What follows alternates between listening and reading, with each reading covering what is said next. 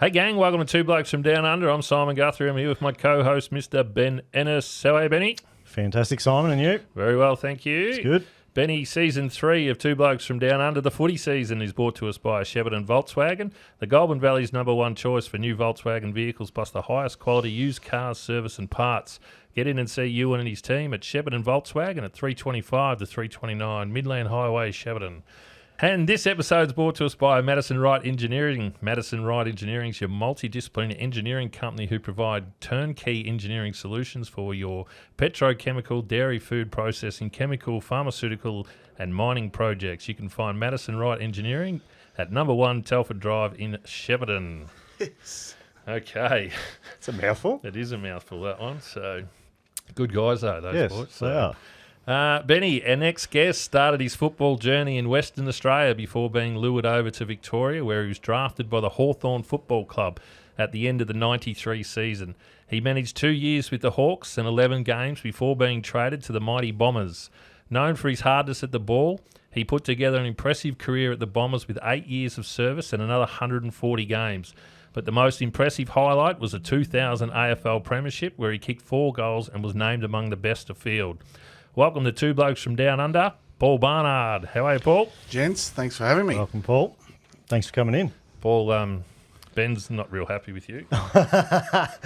Barracks from Melbourne, does he? Yeah, how'd you guess that? Ben's a Melbourne supporter, and you tore him apart. For the rest of my life, I'd never see him make a grand final, but hey, guess what? Made it. They did it, mate. Thank God. Look out. So don't be too hard on him. Caused me all right? heartache that day, though.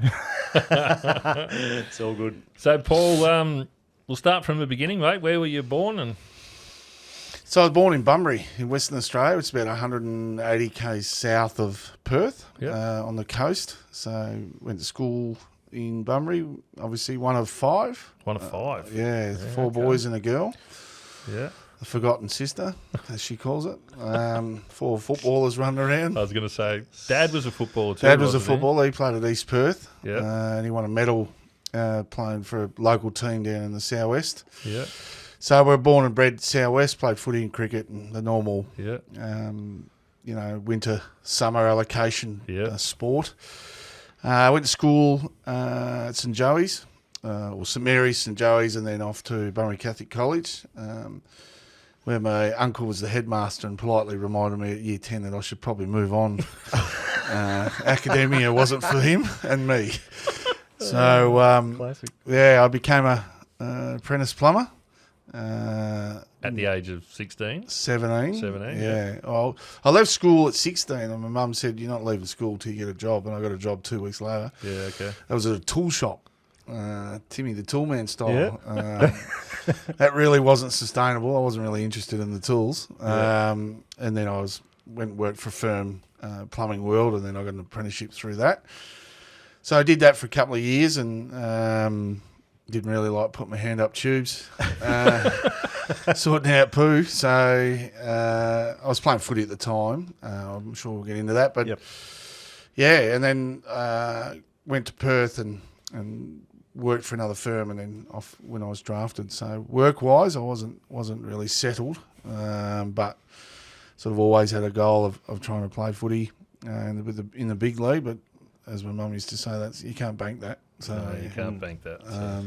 That's what I'm trying to teach my kids at the moment. Yeah. But I'm doing all right because the eldest, he's a 3rd-year engineering student at RMIT doing civil engineering. Yeah. He was doing mechatronics, which was robots. Yeah, He okay. didn't like that after a couple of years, so he decided, Dad, I'm going to do civil. I said, good boy. There's jobs all over the world. And the second one, he's doing year 12. He's a captain of his school, so...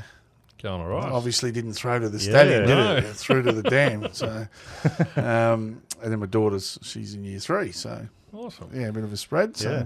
Yeah, probably great. got off topic there, That's didn't pretty I? fun. No, No. that's okay. It's So- all good. Would you say 3 brothers and a sister? No, 4 brothers. 4 brothers and sisters. Oh, my God. How close are you?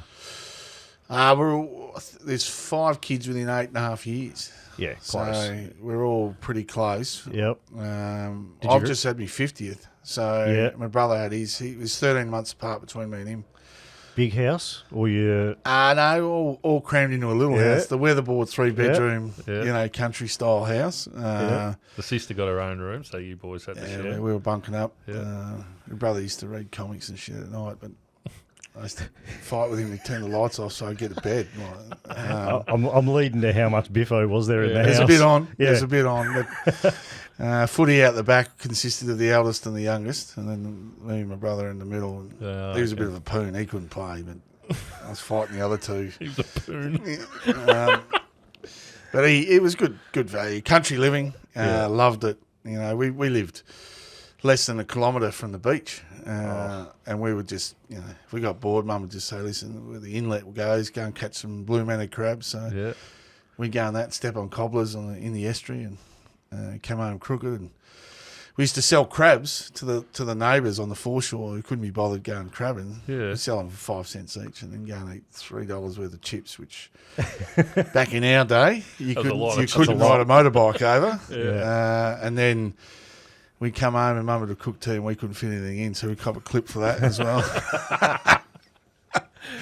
Good times. Yeah, so good country living as a kid. Yeah. Do you get back much? I went back, because of COVID, we sort of didn't go back for a while, but I got back to my niece's 21st, my sister's eldest girl, and the whole family went. It was the first, we were trying to work it out, it was the first time all the 5 kids, my brothers and sisters, my mum, all got together, I think, in 13 years. Oh, wow. So we were spread from one end of the country to the other. So it just so happened that timing, and I said to my wife, if we don't go together, we'll never get it. So it was good for my mum and all of us. And I think she got 14 grandchildren now, so they're all smashed it out. My sister's back lawn, so good times. Nice. Good times. Yeah. I like it. Very good. So when did you start football? So I played at, my dad was a coach. They started up a team called Maris Brothers, which was connected to St Mary's. Yep. That we went to school, good Catholic boys. And that was a relatively new football club. So my older brother was 6 and I was 4. And he was coaching my older brother. And next minute I went to training and then one thing led to another, and I'm running around as a 4-year-old, and the old man's trying to smother that. Mum said he's not to play. He's 4 years old. He's playing against kids that are 8, 10, 9, 10. I was playing, trying to hide it. The old man smothered it for a year and then smothered it for another year. So I started footy at 4.5. I did read that. And that's I'm like, classic. No, he's made a typo. That can't be right. Yeah, 4 years old. Yeah, he got smashed, like belted. Well, as you should. You're 4. Yeah, I think the jumper was hitting the ground. Yeah. And the old man's response was, mate, this is how it works for the fellas. Yep. I drop off and Mum asks a question, you just have to run the water. And you got away with it. Got away with it for 2 years and then she jerried. Yeah. But that horse was bolted way long. too So late. I actually played 100 games before I hit under 10s, finished under 10s. They kicked me out. They virtually kicked me out. I had the good fortune of running into after Dad sort of couldn't because of work commitments. There's a guy called George Sharp who I to this day revere as basically the one that taught me how to play footy properly. And he was an independent coach, so he was not as hard as what the old man was on us, but he was a terrific influence on my life and really set me on a path. So old Georgie's still kicking. He was not long coaching, not that long ago. So George would be, I'd have to say, mid-70s now. So he's a terrific influence on my life, and I think everywhere I've gone and been interviewed through media, he always gets a run. So Always gets a mention. Yeah. So the other 3 brothers, sorry, the other 2 brothers, because one was a pud. So Poon, sorry. Close. The other 2 He'll be shattered when he hears that. The other 2, were they any good? My brother was and turned out to be a triple premiership captain at East Perth. Oh, wow. So he could go all right. Yeah, but not that good. He didn't go to the next level. No, okay. He thought he was all right, but I'm feeling the banter here already. a bit limited in his capabilities, the big fella. He hates that at Christmas time. Don't worry about that. And then the younger one, he played at East Perth as well. So and my niece is now playing at East Perth. So we're 4th generation East Perth. Yeah. How's that? That's pretty cool. I've got a great uncle who played in the back before TV, and he was in the 40s, I think. And then my father played there, and three boys other than three boys and other than the Poon. He didn't play. So... I'm just imagining the Christmas table. Yeah, that's why it only happens once in 13 years. Yeah, that's right. Maybe that's by design. Yeah. Are they all similar build to you, height to you? No, I'm the biggest. Yeah. I'll let them know that. Yeah, I'm sure you do. The runt, he's skinny little fella. Okay. But we're all 6 footers, which is a little bit extraordinary because Mum's 5'5" and Dad's 5'7.5". Wow. So I said, hey, any milk delivered any milk. or bread or delivered? How big was he? Mum assures me that it's a throwback. So I've got uncles on my mum's side are all tree loppers. Yeah, okay. I always They're all cut big down boys. down the Jarrah forests and all that, Yeah, okay. down Pemberton and all that. Yeah. And so our family's all scattered through there. So we think that's where the height's from, but no one's claimed us. Showed you random photos of some guys cutting trees down that were tall. Yeah. Well, you got the photo of the old man and the old lady, and then there's a bit of a step up, and then we got my sister. She's tacked on to the end. So. Sister's tall or she's a... Nah, she's a shorty? steak knife. She's okay. little. Did she play sport? We better give her a shout out. Did she play any sport? She was a good netballer. She's a ripper. I'm pretty close to my sister. Yeah. She cops it a bit, but I'm pretty close. No one used to. If anyone went near her, they were in trouble. Yeah. So. But yeah, so she lives down in Vass, down near Busselton, so Where's that? which is between Busselton and Margaret River. Oh, yeah, yep. Yeah, TB, nice country there, wasn't it? that's where the 21st was. So it was, my brother-in-law took me down a few breweries down there, micro-breweries. Yeah. Got in a bit of trouble, cheese and kisses, coming back late. Anyway. That would have been fun. Oh, it was. It's classic. It was. Yeah. So where'd you head to after the Marist? After Marist Juniors? So juniors, I virtually... 12 years there. Well, 11. I got booted at the end. My last year of under-16s, they just said, mate, nick off. And my brother had left to go to a club called Kerry Park. Okay, yeah. Kerry Park plays in the South West National Footy League, and it's one of 10 teams. And there's 3 teams in Bunbury. There's South Bunbury, and Kerry Park. Yeah. For Bunbury's probably about similar to Shep. Yeah, okay. I would say it's, population, the greater population is probably 60, 70 around there. So I think it's getting bigger as the urban sprawl's going. But it was certainly going there. I'd sort of had enough. I was out working and I didn't really want to play with the blokes that were going to school. So my brother left, much to his disgust that I followed. So we went and played under 19s at Kerry Park. Yeah. And that sort of gave me a bit of a step up to, I was playing league 2 years after that as a 17.5-year-old. Yep. At Kerry Park, and a bloke called Sean O'Callaghan, which basically is a little bit of a tale of what's going on, sort of at the moment where country leagues are struggling for numbers, so they throw the kids in. So that's what Sean did to us, and it was probably we'd won a couple of grand finals in the under-19, so we were going all right. Yeah. And then they couldn't recruit players. The club didn't have any money, so they threw 6 or 7 kids in, and we all sort of did pretty well. Like we all went on to either, Waffle, or I went on to AFL, and the others captained the club. My brother was the actual Poon. He jumped in as well. He tacked on. Yeah. He ended up coaching the club. So He couldn't be too bad. he's all right. He's all right. He's all right. Vanilla. So when was your first senior debut? In Carey, was it? Kerry Park, Kerry Park. yeah. I think I was 18. You were 18. Yeah, I was 18. Yeah. And I made the fatal mistake of taking on the ruckman. I've called him some uncomplimentary names about his wife, chased me around the field. And my vice captain got his nose broken because of it, and he's never forgiven me. So, Andrew DeCamper, if you're out there, I'm very sorry about that. His nose has never been the same. But this bloke was about 6'8", and I was just like, well, what are you doing? But at the time, it seemed like a good idea. So, cheeky little bastards at 18. It's always a good idea when you're 18. Yeah. So, bulletproof, and away we go. So, I spent 1.5 years there, and then I got tapped on the shoulder. My uncle was a team manager at East Perth in the league, and he told them about my brother and I. Yeah. And my brother decided to stay, and I decided to go up and play reserves for the second half of the year of 92. Yeah. And then played league for a little bit. Then 92, finished in the league team. Yep. So when you say the league team, that's the seniors at Waffle, East Perth. At East Perth. Yeah. So I played a few games then, and we actually finished in a prelim, got beaten by 3 points by Fremantle. Okay. So I was only 19, and then I spent 93 at East Perth as a fullback.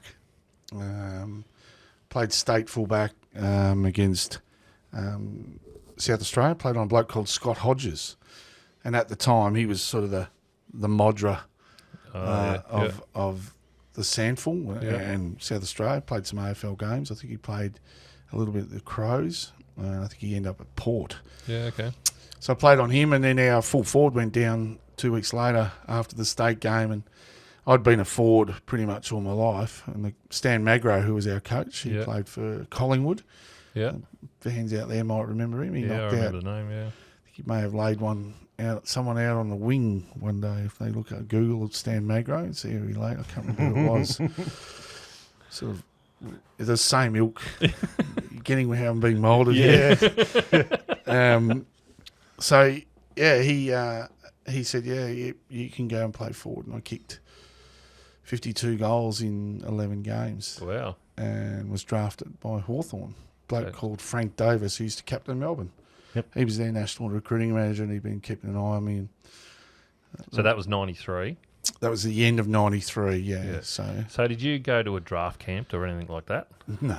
You didn't? No. I went to the pub. Yeah. So there was no such thing as that? The pub where he paid for a Palmer and I was a pint. So... Yeah. No, not really. We did some screening with the West Coast Eagles. They got sort of all the guys from the local area, which I think they were allowed to do, to have a look at the local boys up close, and I think they went for someone else, which is fine. So a little bit dirty on them at the time, but as it turns out, it was for the greater good to go east. Yeah.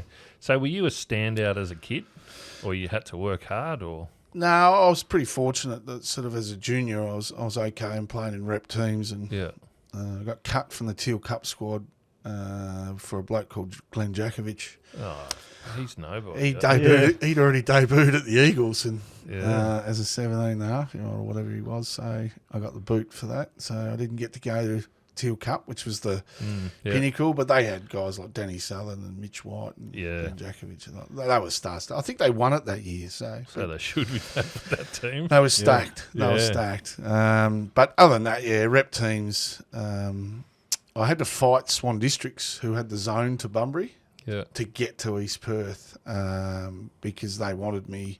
I'd been through their junior system there. Yeah. But we just basically said because of the family connection. My old man hadn't played enough games at East Perth to be father-son, but through my great-uncle, my uncle was there as a team manager. My father had played, 30 games or whatever he played. We were able to get it done, but they didn't go quietly, Swans. They must have done a deal. So you were 18 when you moved to East Perth? I was 19. 19 when you went there. It's 19. So I spent 19-20 at East Perth. Yep. Yeah, okay. So how do you go about getting drafted if you're not going to draft? Like today you would go to draft camp and all that sort of stuff, and you get teams that come and interview you and all that sort of stuff. How do you go back then? Well, I think they have their spies. It was pretty cloak and dagger back 92, 93. Yeah. Look, there'd been a lot of West Australians go out of. The Eagles existed, but the Dockers didn't. Yeah. So there'd been a lot of scouts that were in Western Australia and South Australia, basically the two leagues outside of VFL. Yeah. And so they had lots of people watching on the ground and, none of this sort of stuff. It was all reports done, typed up, sent off, faxed. Remember those? Pigeon. Yeah, pigeon carrier. So they did a lot of that, and then the recruiters would come over and then watch you, as in the Eastern Staters, off the back of reports. Yeah, okay. And then I suppose there was a bit of probably information sharing between a lot of them, as all football fraternities do. But They don't let off the good ones. So it was pretty common knowledge. I mean, all their games were taped, so they could watch them. Yeah. So, they did their own research back then. There wasn't a draft camp as such, but as I said, Frank took me to the pub and gave me a Palmer and a pot. I read an article that said you spoke to something like 11 clubs. Mm. Is that? So there was. I thought I was going to Adelaide. That was in '92. Yeah. As a 19-year-old, I'd spoken to them heavily. They'd flown over, met my mum, come and visit me at home, and they spent the most time in me. But they were all phone calls and official letters of we'd like you to allow yourself time if we call on you to come, and we're watching you basically. But it was 11 clubs, and it was probably a bit of a mistake. I probably shouldn't have let that get on a little bit, because that can affect you as a 19-year-old who's had no real attention whatsoever, and you got your head up your ass playing, and you're only 19, and you sort of, that was probably something that I should have not have focused on that, because it did affect my footy in the second half. Yeah, okay. It was, this is going to be a formality, but footy can be really sobering at stages. Yeah. And that, for me, that was so. The following year, I just told them all to stick it up their ass. Like, I did not want anyone to talk to until right at the end. Yeah. Yeah. Okay. So it was sort of a redemption year for me. It was a little bit humbling. Like, ego got pricked. So it happens. So you got interviewed, taken to the pub, had a palmy, had a pot from the Mighty Hawks. Frankie boy. Oh, and then I went to work. And this is a true story. I went to work, and I was out doing a delivery in the company ute, working for a firm. I went back to Plumbing World. That's where I was working. They said, "You better get your ass here. Something's gone wrong." I thought, what have I done? What fire have I caused, or what gas leak have I incurred on the staff? And there was probably about 50, 60 staff. And I was like, oh, shit in my pants. This is the big boss. Like, the big boss don't get on the radio, mate. No. So, get here. I'm thinking, well, I'm going to explain to me, Mum, I've been fired from the job. And anyway, there's a phone call for you. They'd actually rung work. Frank Davis had rung work and said, welcome to Hawthorn. And that's how I got informed of being drafted. Really? True story. Just a casual call to work. So he'd interviewed you. Yeah. And then they just rang you, decided. As time goes on, they basically held the draft. But back then the draft wasn't broadcast. Yeah. And I didn't know whether it might have been on radio or something. Yeah, okay. It wasn't really high priority. It didn't make the Fox Sports 501 channel. But, look. So they picked you up in the draft camp. In the draft. In the draft. And then ring you to notify you. Yeah. And ring work. Yeah, ring work. They couldn't. I had no mobile. Couldn't afford a mobile. I think I'd smashed my mobile or something. Just kicking around as a 20-year-old. You probably couldn't afford a mobile back then, because they were pretty expensive back then. Yeah, I might have lost it at the pub or something. Yeah. Apologies. Anyone got my phone from 1993. So what's it like then getting picked up? Because Hawthorn was pretty good then. Well, as it turns out, how's this for pressure? They've given the ass to Dermot, Ayresy, Dipper Domenico, Tuck, Mew. So there's probably 30 premierships in there. Yeah. And about 1,000 and 1,500 games. More. Mm-hmm. And then they went and drafted Luke McCabe, Angelo Lekis. Who else was there? There's a few others. And I was the fourth. Shannon Gibson and Raiden Tellis. Remember Raiden Tellis? Yeah. Dermy stood on his head in a practice match. That's right, yeah. That was his. We were all drafted together. Yeah. I was the fifth one. They had picks. And so I was picked 32. Yep. So I think I was the fifth one picked out of that lot. They were all before me. That's a bit daunting, yeah. But it is when you walk in, because they were the man, mate. They were, I think they won 5 in 10 and been in 8 or 9. Yeah. I think all the historians out there will probably correct us, but they won 91. Yeah. Against against West Coast, I believe. They won 88, 89, 91. Yeah. Did they win 83 and 86? Yeah, something like that. I keep getting confused against. So there's 5 in. Yeah. So it was a pretty formidable They were only a micro club though. They weren't. When I got there, it was a little bit. I thought they'd be this massive power. So you hear of Carlton, Essendon, Richmond, monster clubs, and they are, and they were. But Hawthorn was sort of like a boutique club. Yeah, It never had a lot of members. I'm happy to be corrected. I think it was only about 10,000, 13,000 members. But they had this success, and they got this crop of players, and they were still operating out of Glen Ferry. Yeah. And Glen Ferry was basically one stand, and that was the change rooms. And they had the social club across the road with all the pokies, of which how they got their revenue. And then they were playing at Waverley and the MCG, but they weren't drawing massive crowds. Yeah. Like, they weren't.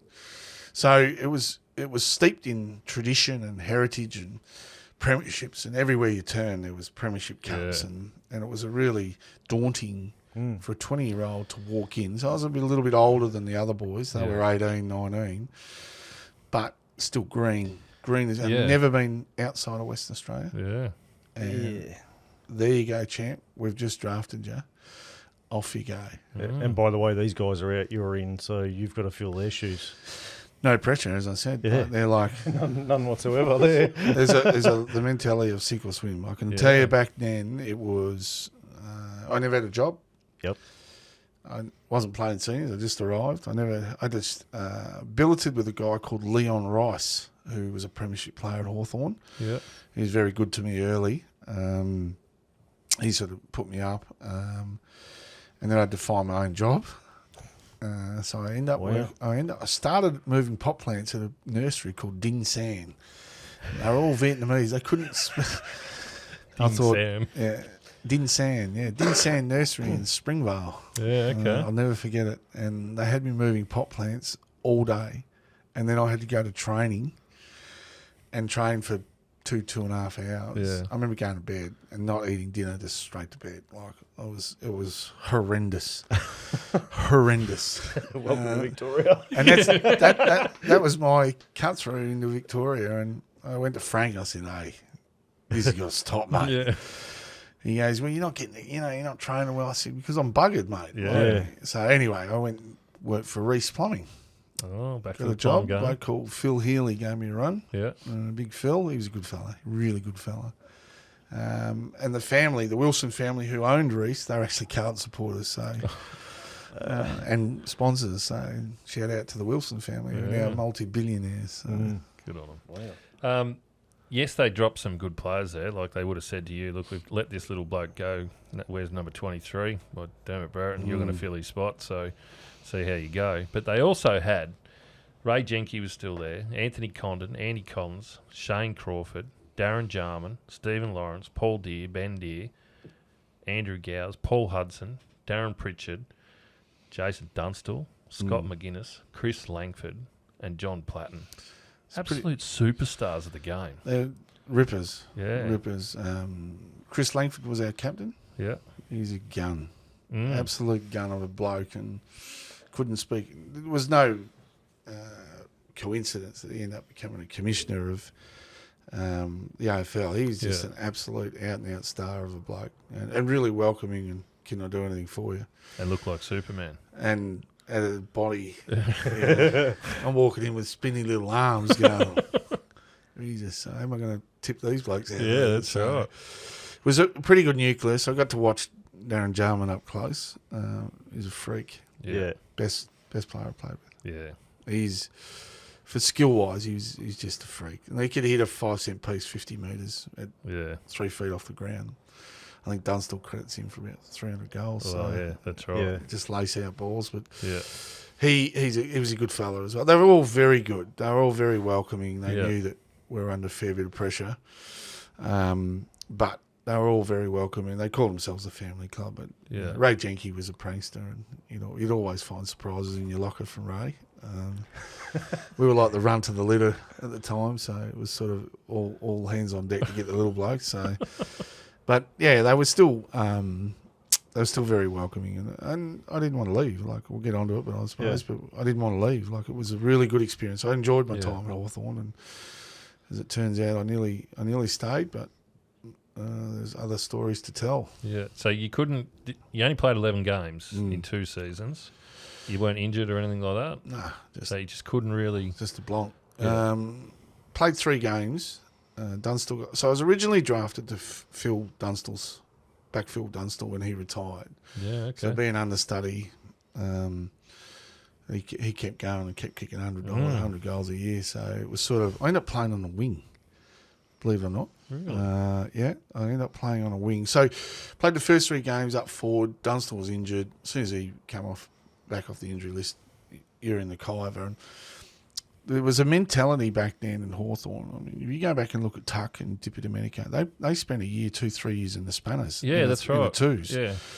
And that was still in play. And Yeah. Peter Knights was the coach. And he had that mentality because he'd done it. So it was like, okay, nick off back to the twos, and you weren't real good for the first 3 games.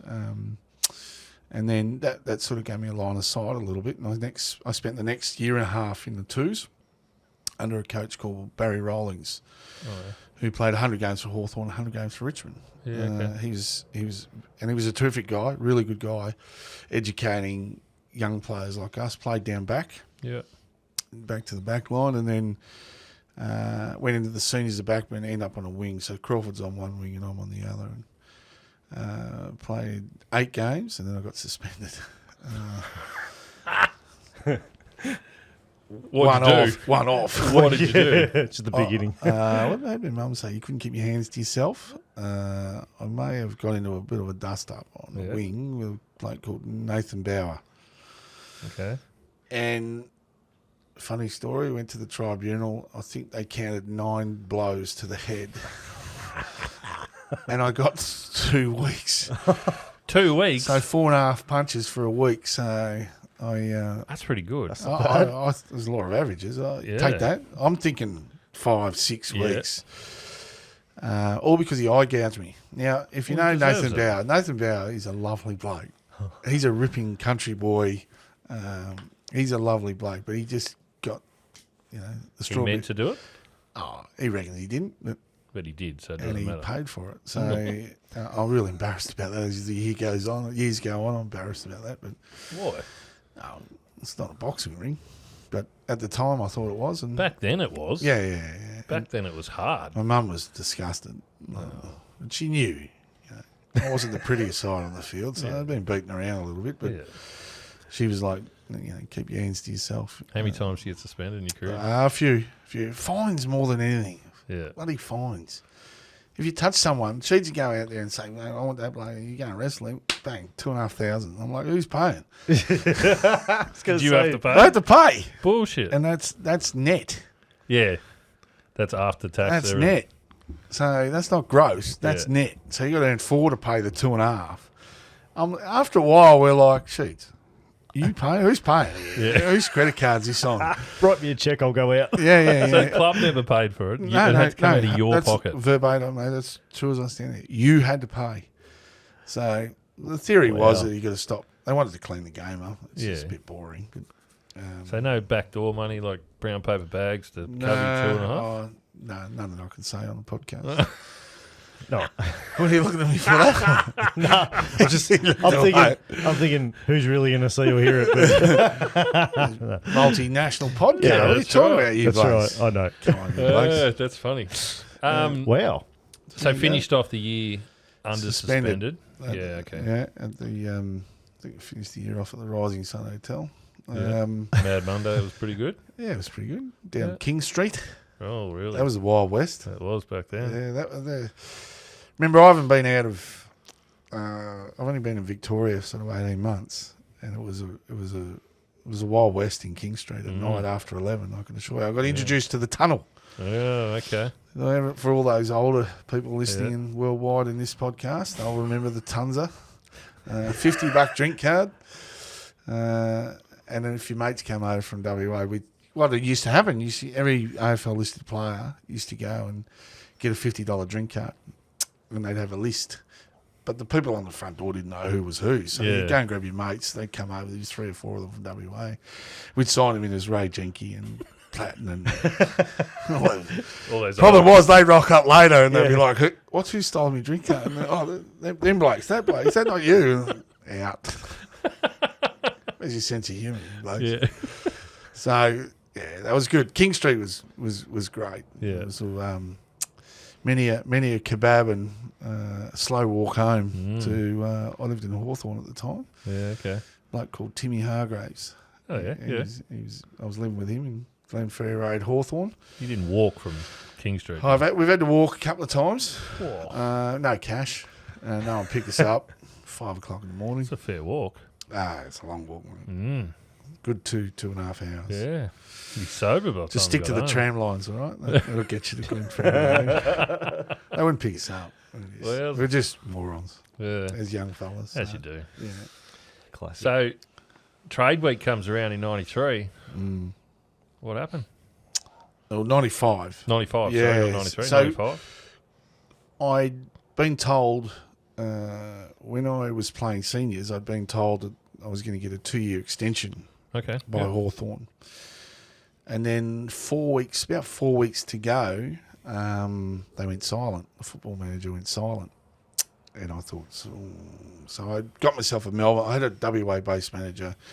I'd got myself a Melbourne-based manager who was a bit more aware of what was going on the ground with the Melbourne-based. It's a little bit hard from the West Australia. Sure. It's easier now, obviously, with communication tools, but and air travel and all that sort of stuff. But it is something that I thought, they've gone a little bit silent. Something's happening. In the end, Peter Knight's got the arse. Yeah, okay. And they brought in Ken Judge. Yeah. And Ken Judge, who, he's passed away now, so we didn't really see eye to eye. Ken and I. Okay. He's East Fremantle boy, and I'm an East Perth boy, so There's the conflict straight away. yeah, white and blue. Yeah. So he actually told me, he said, "Listen, we may keep you." I'm like, "We may keep you." So you were only on a 2-year contract at that I was on stage. nothing then. So I'd finished Yeah, but when you started, you went from a 2-year contract. years. So I'm out of contract. Yeah. And he said, "Oh, yeah." He wasn't really enthusiastic towards me, I can assure you. So some choice words were had. Ooh. And then I reckon we started pre-season. Yeah. And I reckon 2 weeks later, I got a phone call from my manager and said, "We think there's a deal going on." I said, "All right, what, with Hawthorn?" And they're like, "No, that's with Essendon." And I said, "Oh, yeah. What is that?" They said, "We can't tell you at the moment because it's still fluid."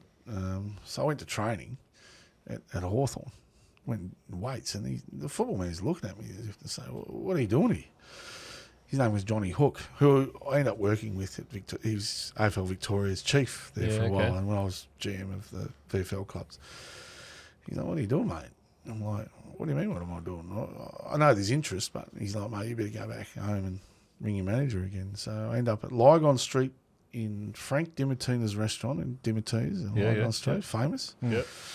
Sheets, the CEO, Noel Judkins, who was the head recruiter, Roger Hampson, I think, was the CEO, and there was another guy I can't remember, and Frank Dimatina. And they said, "Listen, we're going to take you on as part of a trade."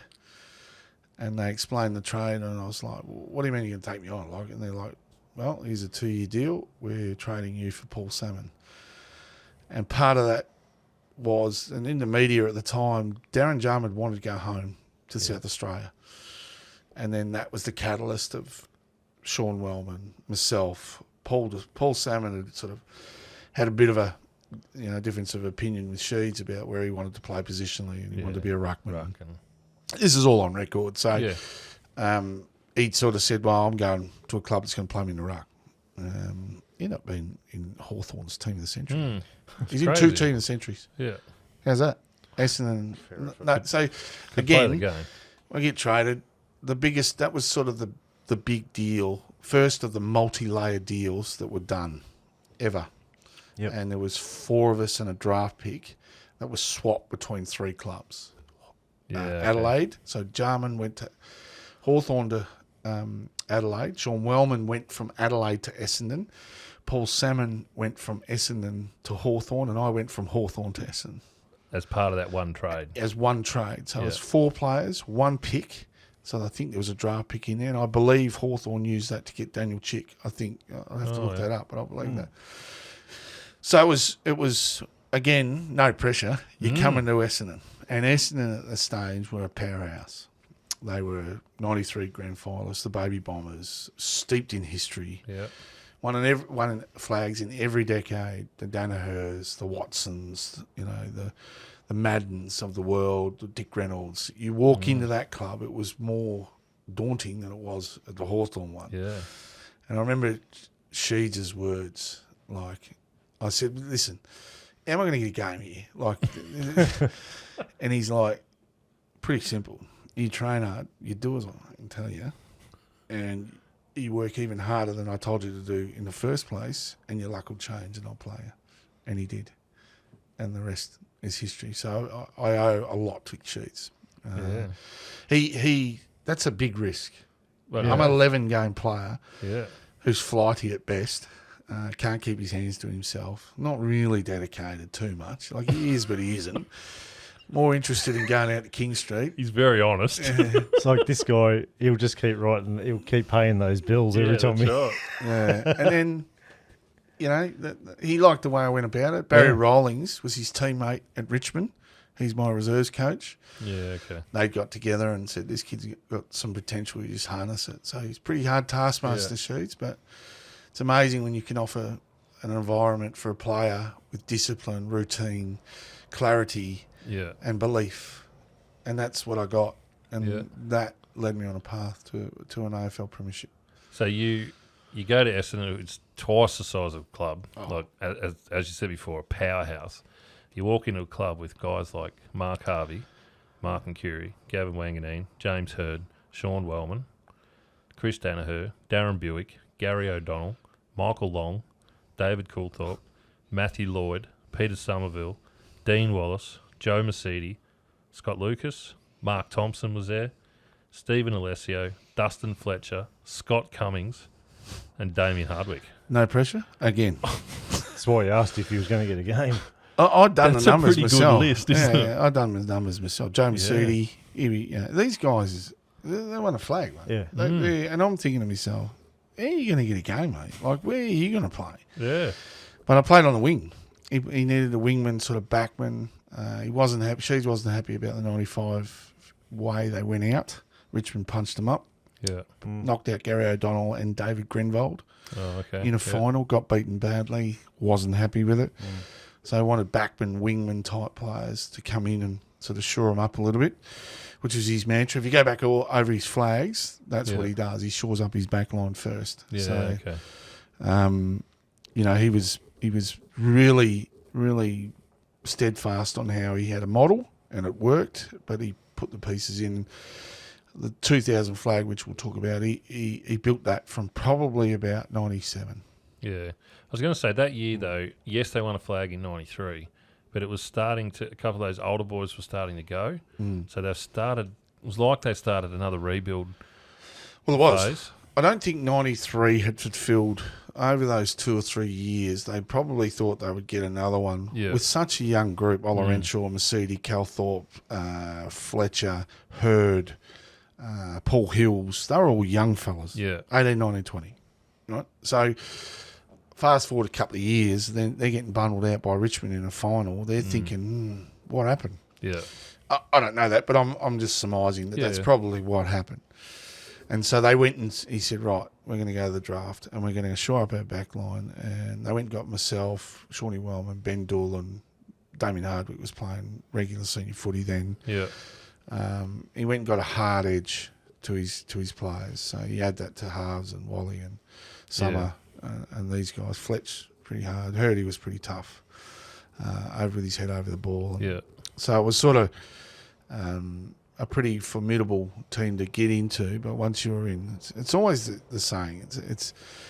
It's harder to get in than get out. Yeah. So once you're in, you're in, and that's the belief that Sheeds and the match committee had given me. So they went and got Robert Shaw as a coach, who'd come off coaching Adelaide and Fitzroy, and Terry Danaher was a coach, and I'm being captained by Mark Bomber Thompson, who's won 3 flags already, and my first game was his 200th. Oh, really? Bit overshadowed. Yeah. Didn't get what... Was that the first year? First year at Essendon, yeah. Yeah. What round? It was mid-pack. I had to play in the Spanners under Mark Williams. He was Mark a Williams. he was a Wow, German chocker. Shepherd, that bloke. Yeah. He was fierce.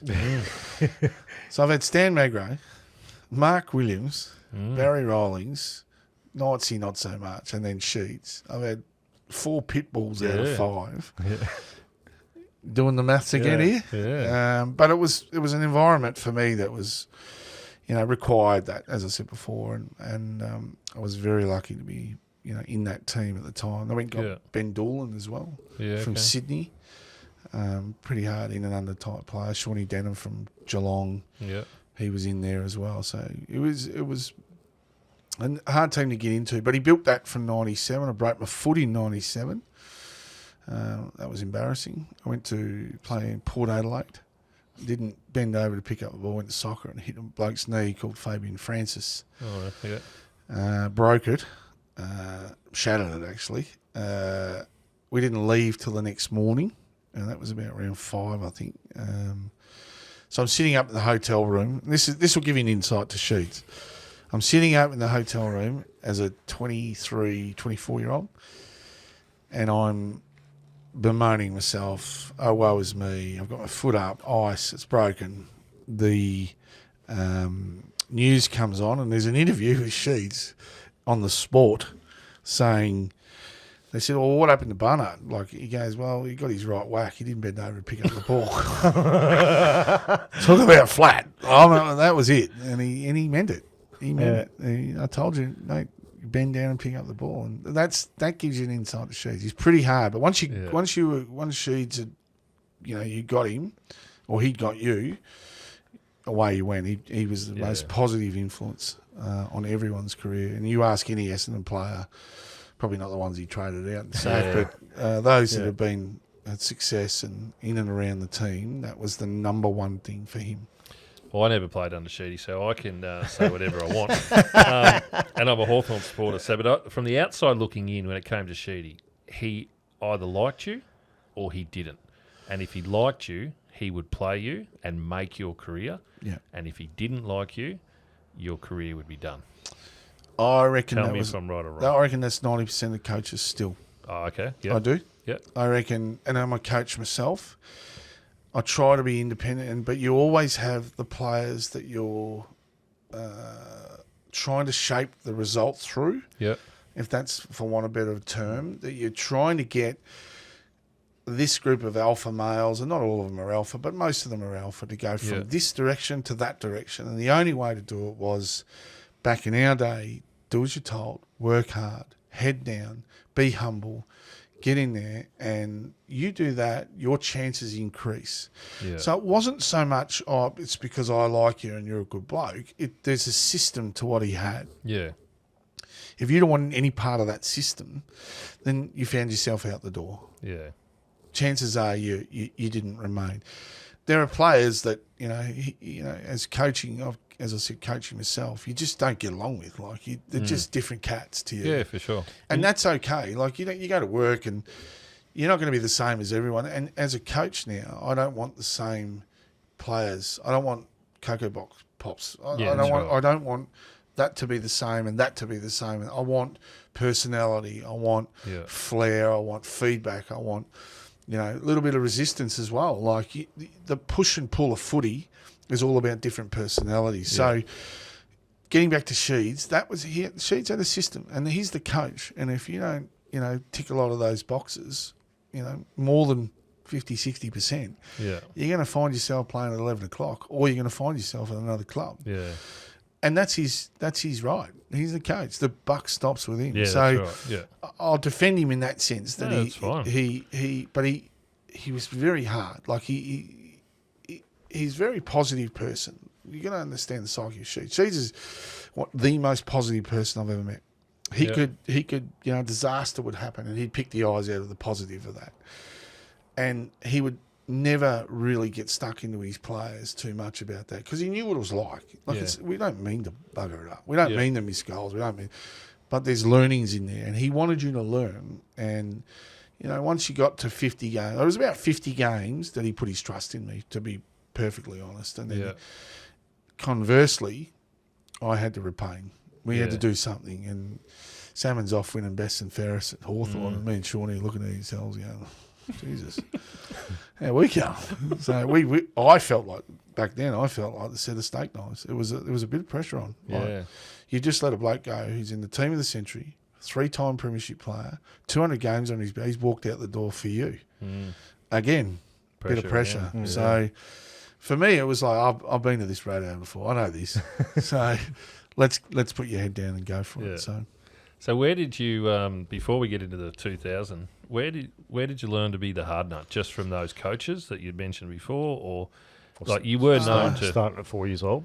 Yeah, well, you were known to put your head over and just run through brick walls, sort of thing. So. Yeah, a bit of stupidity. No, it's just the way I went about. I wasn't the most skillful player. I'll be honest. It is good fun though, running through someone. In it, I just love it. In it. It's a good pastime. It I mean, is. you probably can't do it now, but Yeah, it used to be crunch fun. someone and just let him lay him out. I've got a good story about the Wakelands, like the twins. Yeah. Darryl knocked me out behind play, Yeah, okay. accidental, of course. Yeah, sure. I thought, you rat. With a punch or I don't know. an accidental swinging? Lights were out. I don't know. Yeah, okay, I'm not cool. going to lag him. And woke up and I thought, mate, that hurt. And I thought, right. So I think I had a week off, a concussion. Laid out, gone. I thought, right, you rat. 3 weeks later, we played St Kilda.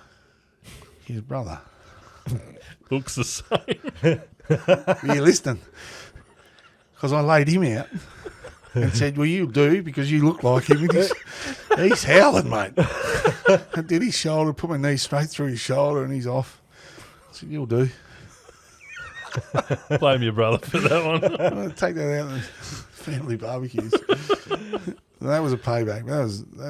That's how it was played. Like, Well, it was back you, then, You yeah. copped it Yeah, and you gave it. Yeah. And if you couldn't cop it, don't play. yeah, that's right. Like, so sometimes, back in the 90s, particularly the 90s, the middle to late 90s when we were at Hawthorn, with Essendon, playing against North Melbourne was some of the best footy. Like, just filth on each side. Like, Yeah. there's punches and knees going in, and you got a bloke down in Carey. I played on Wayne Carey once. He kicked 5 of me in about 25 minutes. I think he kicked goal of the year on me. Oh, really? Left foot banana in the pocket. Have you ever seen that footage? He got Oh, goal of the year. yeah. Have a look. He's on the ground. Oh, that was you. Me. Yeah, okay. She just said that'll do you, champ. Move on. But he didn't kick 5 on Fletch. He kicked 10 for the game, and they lost. We beat them. We had some of the best rivalries with North Melbourne, and we used to bump into them all the time. Arch and Kingy and these guys. They'd be going to the pubs, the same pubs. Yeah. Remember, we're virtually neighbours. Yeah, that's right. Yeah. And we were the haves, and they were the have-nots. If you looked at their facilities, they weren't the flashes. They were running out of transportables, and Yeah. we've got the big Windy Hill and a flash new building, and they didn't like that, and we didn't like them much. So, and they beat up on us early too. I think they played in 4 or 5 prelims in a row, and won 96 And 99. and 99, which was probably our flag.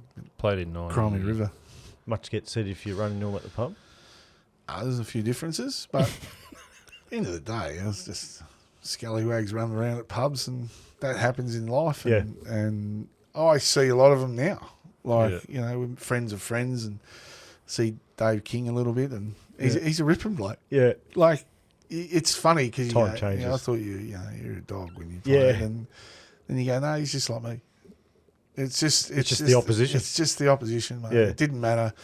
But yeah, the mid to late 90s was a very, very good time to play footy. That was the mentality, though. If you good played time for to the watch, too. opposition, you were the enemy, Oh, regardless of whether that was on the ground or off the ground. we were running in packs, Yeah. absolutely on and off the field. Yeah. We're running in packs. You're at pubs and you go at each other, and Sheeds would be saying, well, what happened? You'd tell him, and he'd be like, well, did you all stay together? Yeah, of course we did. Oh. Yeah. He'd be like, well, don't do it again. Yeah. I'm sure Sheeds had a few phone calls on Monday morning going, Yeah. your blokes were here and here and here. And I've been on a few buck shows with the boys at Essendon, and we've ended up, on the side of the road with police front and back. I won't go into detail, but that's a true story. I won't. Yeah.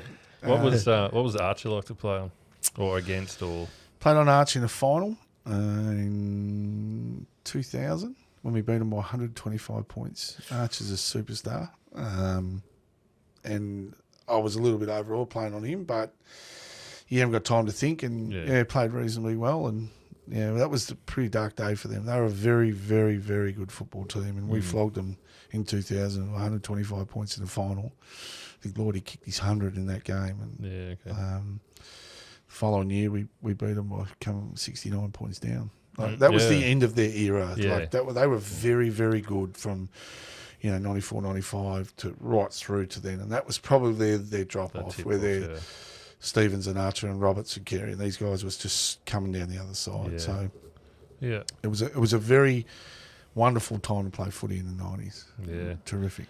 99 was a pretty good season for you. Yeah, you had a 18-4 win, 18 wins, 4 losses. Yep. For the year. Finished minor premiers. Yep. Do you think you're a show? Thought we were a big show. Was one of those days. It was just they couldn't have played any better, and we couldn't have played any worse. And we didn't purposely go out. I can assure you that we were not ahead of ourselves. We were grounded enough to think that we'll beat who's in front of us and worry about the rest. And there's a bit of a chatter about they were already booking grand final tickets because we beat them early. 4 or 5 games earlier, where we 1v2, and we'd given them a good wick. And I wouldn't consciously say we went in with our foot off the pedal. It was just one of those games where Carlton, they played out of their skins, and again, good rivals, and we played below par, and we copped it. There's certainly a lot of good prelim finals and a lot of pressure in prelims as well, because there is that big prize. Well, Sheed's always saying it's the hardest one to win. Yeah, I would agree with that. Yeah, it's harder to win. It's tribal. It's just 2 teams. Grand finals filled for the corporates and all this sort of stuff. But it is, particularly if you're playing Carlton, it's 50-50, mate. It's blue.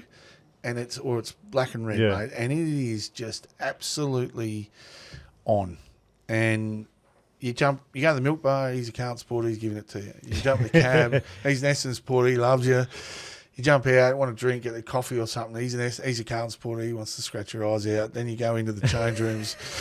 Then you go out on the ground, and 50,000 want to scratch your eyes out, the others are patting you on their back. It is just one of the great things that I've been experiencing in my life is to go out and play in a prelim against Carlton. Yeah. And Massive. We played them again in a prelim the following year, and we beat them. But that day there, people blame things in games that, happen, but we were horrible that day. It's easy to watch it 10 times and pick the pieces out of it, but it's different on the day. It was embarrassing. We were horrible. Like, you couldn't have played that bad. When you say you're horrible, though, you lost by a point. But they managed to hang on. So, quarter time, you were 23, they were 39. Yeah. You kicked 5 points in the second quarter. Yeah. So, I'm going to say that's horrible. That's horrible. So, you're 28, they're 52. You go into the third, it's 77 you guys to 66 them.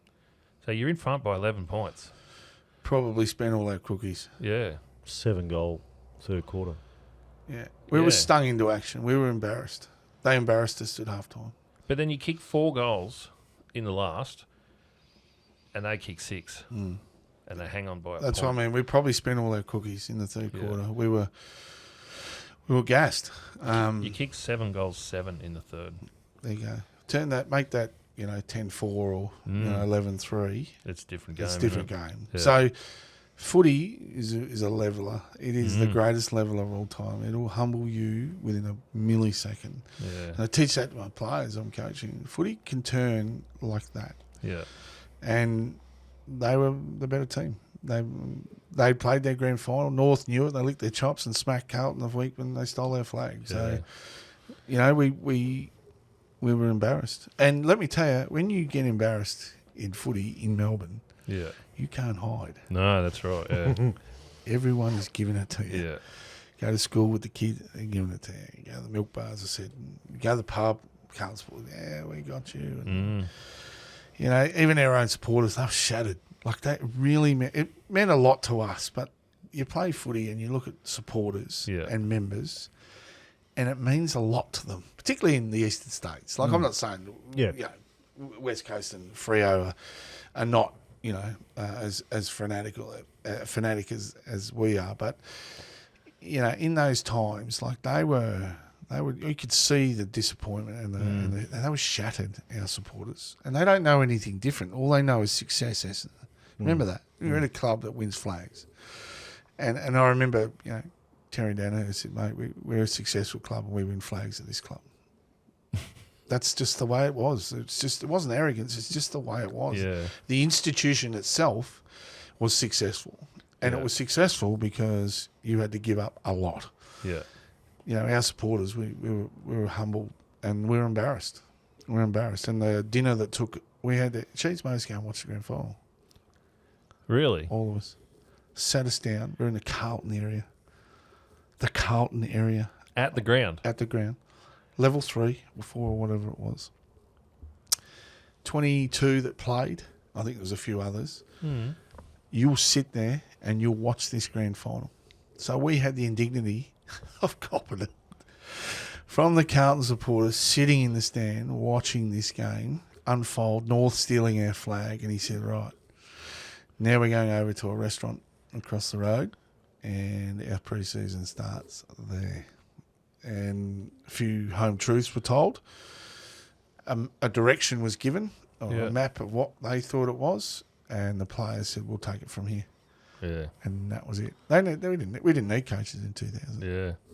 We needed selection and all this sort of stuff. Yeah. But you ask any player that played majority of the year with us, they'll say we didn't need them. We were our own harshest critic. Nothing was going to beat us. Unfortunately for Melbourne, it was they got in the way, and we just had a very, very good team filled full of stars that were motivated, embarrassed, and look out. How hard is it to look back in that 99 game and you see, I think it was a future teammate of yours, Justin Murphy, holding these? It's embarrassing. Yeah. But cop your whack, mate. That's how you learn. That's what Sheeds is, learn by that. Yeah. You embarrassed your whole club. Any supporter that for Essendon, you embarrassed them. You don't embarrass yourself. Think about them. And that's what Sheeds was like. And you never really, because you're a bit insular when you play. You're like worrying about, how am I going to play, and will I get another game, and what sort of merchandise can I get, and how much payment I can. You get very insular, not because of footy's a selfish sport, because you have to be at the highest level. Yeah. But it was really sobering to see that when he's telling you that, and then the penny drops, like it does literally, the light bulb goes on, and you go, that's what he's talking about. Right. Let's get to work. Let's lean into it, and let's go. So. All right, before we get to work, we're going to give shout out to our sponsors again. So Season 3 of Two Blokes from Down Under, the footy season, is brought to us by Essendon Volkswagen, the Golden Valley's #1 choice for new Volkswagen vehicles, plus the highest quality used cars, service and parts. Get in and see Ewan and his team at Shepparton Volkswagen at 325 to 329 Midland Highway, Shepparton. And this episode is brought to us by Madison Wright Engineering. Madison Wright Engineering is a multidisciplined engineering company who provide key-turn engineering solutions for your petrochemical, dairy food processing, chemical, pharmaceutical and mining projects. You can find Madison Wright Engineering at #1 Telford Drive in Shepparton. All right, so the penny dropped, the light went on. For all of us. And 2000 rolls around. Yeah. How old were you then? You were 25, 26? What was I, 27? 27? 27, 28? Yeah. 27. So you're sort of in your prime. Anyway, you've got a mature head on your shoulder now, as most, and most of those players are similar age to you. Yeah. Now, so pre-season hard. Yeah. Went to Tasmania in a camp. You like that, Ben? Just yep. It was brutal. We got a bloke on board that probably changed the way. He was an athletics coach, like called John Quinn. Oh yeah, yeah. John Quinn came from Athletics Tasmania. She's thinking outside the box again. Went and got this guy through his connections, and they said, this is the bloke that'll change the shape of the play. So you're running around as stocking blokes, and he changed us into athletes, let's say. We weren't not athletes, but big hammies, big bums, big shoulders, all that. He changed the way. If you look at our body shape from 99 to 2000, it changes. Yeah, okay. And it was the way. It was a lot of sprint training and repeated speed, which is, 150s and 200s and end on end, hills running, or a lot of the stuff that the athletes do, and changed our mindset the way we. So no longer are we bench pressing. Bench pressing is for beach. That's what you do in front of the girls, so you walk around with 2 apples under your arms on the beach. But you do weights, power weights. Yeah. You're doing lifting. You got really good coaches in that had athletics backgrounds that could do weights in a dynamic way. So a lot of speed, a lot of power, a lot of longevity, lots of sprints, lots of running from an anaerobic perspective, not aerobic perspective. Yeah. So not a lot of 5, 6, 7, 8Kers. It's all 150, 200s and 400s. Yeah. So we go to Tasmania, dropped in the middle of Tassie and hiked for 50Ks with enough food. We're split into 2 teams with basically what you could carry. You can't, no sleeping bags or whatever. You had a little knapsack and a little rug in there and the clothes you're on, and you're in the middle of Tassie, and you go off for 2 days doing, I think we had ex-SAS guys who were with us, and we're not about to challenge them. No. One night, the first night we were there, we thought, because we got limited food. We got no food. They airdropped our food and it smashed into a million pieces. So we're living on dirty little chocolate bar square with, Sago biscuits that are smashed into a million pieces with water. We had plenty of water, but it was about changing the mindset of the way you go. Yeah. And at the end of it, the 2 teams went at it with exercises and drills, and it got willing because everyone's cranky. Everyone's cranky as shit. They're starving. Haven't slept. Oh, yeah. I think Gary Moorcock got knocked out. We're chopping wood for the fire, and someone hit him with a log. And, it was just insane. OH&S, what was that? Never heard of it. Yeah. And so you remember, we're in the bush. There's tiger snakes and all sorts of shit getting around. And we're thinking, what are we doing here? What are we doing here? How's this going to help us? We've already been embarrassed and all that. And it's all about stripping you back and then building you back up. And that's what we did. And we came back from even we had to carry dummies like that. We had Carlton jumpers on it. Oh, really? Yeah, these dummies were 40, 50 kilos. We're carrying them on stretchers with a Carlton jumper on. It was embarrassing. Just to rub it in. Just to rub our nose into it. So all these dirty little tricks that coaches do it. That's what they were doing, and they were embarrassing us. So there was a steal about the group.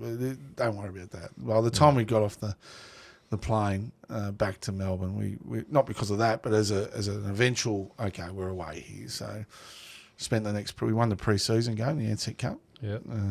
Ansett Cup was it back then? Won the Ansett Cup. Night Premiership. Yeah, won that, and then got the season off to a fly. Let's talk about that night premiership. You talk about Dermot Barrett and stuff and Dunstall. They say, I'm a 5-time night premiership and a 5-time day premiership. Yeah. Does it actually mean that much, or flag's a flag? I don't know if they were Mickey Mouse back then. I think we're certainly trying to play, flat stick, and the coaches are trying to find the next 2 to 4 players. Yeah. So okay, the benches were extended a little bit, but it wasn't. Once you're out there, you're out there. She's on. Yeah. But no, it wasn't Mickey Mouse. No way. And there was prize money attached to it, so the clubs are trying to win it. And if you could do the double like we did, there's a fairly big incentive. Yeah. So not that we saw any of it, but well, you should have, because you had a few fines to pay. So hopefully you saw some of it. No. No. So you kicked the season off. How many games did you play that season? I think you played 24. Yeah, it sounds about right. I actually got dropped. Really? Yeah. The day that they played, the Western Bulldogs played every game, they dropped me. I wasn't in good form. Stuttered approach coming back. Never settled in a position. So I was a utility, so I could play anywhere, but never really settling. So I started in the back line, then I went into the mids on the wing, and then went forward, and You got blokes like Hurd and Lloyd and Lucas and McCurry and, it's a pretty formidable forward line. It's hard to settle. So I got dropped. I was sent to Frankston. I didn't even know what Frankston was, I'll be honest. I was like, Terry Denners is reserves coach. I said, mate, can I live with you? I don't know where it is. He's like, no, you can drive. I was like, Terry's a gun bloke. Don't get me. He's one of the best blokes of footy. And he's like, mate, you drive and you think about why you're here. You shouldn't be here. Go in there and get a kick. And I said, well, where are you going to play me? He said, where would you like to play to get yourself back in the seniors? I said, put me right in the middle. So, cranky. Yeah. Already cranky because I'm a strawberry blonde, but he was like, go for it. Now, if you've been to Frankston, it's not the most receptive place. VB's aboard in sixes, and I remember this bloke giving it to me all day. A supporter. I can't say what he said, but it wasn't flattering. Yeah. And it got a laugh out of the whole crowd. Oh, really? Even I laughed. I think you need to tell us now. No, I can't because a little bit, it's very inappropriate, I can assure you. But let me just say it wasn't flattering. Yeah. It was to do with my sexuality. So, okay. at the top of his voice, like everyone heard it, like you're in Frankston. This guy's had 28 cans of VB and he's into me. I don't know why he didn't like me, but very, very sobering to go there. Lucky enough, played well and then got back in. So, got back in the following week. Yeah, so I didn't lose a game there. Oh, because they lost that game against the Bulldogs. That was the one. That was the one. What round was that? That was 21? I was going to say that was the last round of the year, wasn't it? No, or the that second was last? second or third last. Round 21, I think it was. Yeah. Okay. So there you go. So sung the song every week. Except for, we won the reserves game. So, oh, yeah. So you get to sing it there. yeah, don't worry, I'll let Sheeds know about that. See what happens when you drop me. Lose. Yeah, that's how it went. Yeah. Jokingly. Yeah. Then he'd look at you down and he'd all right, I was only joking. So how do you head into that finals campaign? Because you're still pretty angry and you're still pretty... No, we were on. Yeah, you're ready to go? I think we played North, belted them, and then week off, played Carlton, beat them, and then turned up in the grand final. Nothing was going to beat us. Nothing. The mindset's amazing. Like you can all think, oh, we're not going to lose, but it was a steal about the group. We could see it in each other's eyes. Like very, very, very scarred by what had happened, and that we went out there and we kicked bad early too. Like I think we kicked 19-21 or something like that in the grand final. We kicked poorly early. Like it was, 6 goals, 14 or something like that. Like we thought, oh, geez. But we're fortunate. Persistence. Yeah. Keep pumping them through. So law of averages will change. Yeah. So I'll tell you what you kicked. You better look up the stats. You started on... the bench. You did too. Came on That's nice. halfway through the second. You ended up with 19-21, 135. That's it. First quarter, you kicked 4 goals, 8. Yeah. Well, the second quarter wasn't much better. 10 goals, 16. That's what I mean. Like It's similar to the year before. Like that's very lucky. Third quarter, I mean, you had a decent lead too, but third quarter you turn it around, you kicked 6 goals, 1 in the third. what was the final score? 19-21 2. 75. So 135 to 75. Whooping. So you got a whooping, Yeah. Ben. Oh, shit. Sorry about that, mate. Got That's whooped. It's okay. We got one back. Not against Essendon. No, not against Essendon. So, childhood dream? Yeah. To win a grand final. Win the best competition in the league. Got to the mountain. Got to the top of the mountain. Yeah. And So not you not think- only did you just play, you kicked 4 Yeah. and you got in the best. Yeah. Did you know that? Yeah. Of course you knew Did you that. know that? He knows. Look at him. Yeah. No, it was, yeah. So I thought about my family and the 4.5-year-old that was getting pumped at Morris Brothers. Yeah. That's And- not a real good analogy, to be honest. So Well, let's say that you were getting beaten at most. I see what he did there. we were getting beaten a lot as a 4.5-year-old, right to the top. Yeah. So that's what you think about. Yeah. And what you moving pot plants. Yeah. All the hard yards that have come in between. That's what you think about. What your mum and dad drove you around doing this, and it wasn't. It's euphoria, but you think. For me, it was like, what a journey. So what's that? 23 years. So that's before. Is that like the lead up? Like you're thinking that before the game, or you're thinking that after the game? After the game. After the game. Yeah. Did mum and dad come over? Mum wouldn't come. Why not? She wanted to sit in the lounge room. She's too nervous. Wouldn't come. Who gives up a grand final ticket? Yeah. Did dad and the brothers and sister come? Nah, they wouldn't come. They wanted to stay. Really? Yeah. They were. So who was there? What family was there? My in-laws were there at the time. Yeah, okay. Yeah. So I had friends and family, lots of friends and family, but not the immediate, not the mum. And she was back home with my grandma who wasn't well. Yeah, okay. And they were on the gas, they were on the bubblies. Yeah. Crying and carrying on. So Yeah. my brothers, I think they were at the pub, at the footy club, Kerry Park, watching me. Yep. And I think there was some skull games happening. And so for every goal I kicked, I think it was a jug. A jug? They were blind, mate. Yeah, I bet they were hoping you kick any more. They're like, well, think about it too. Two of them were within 90 odd seconds of each other. So they've had to drop two in a row.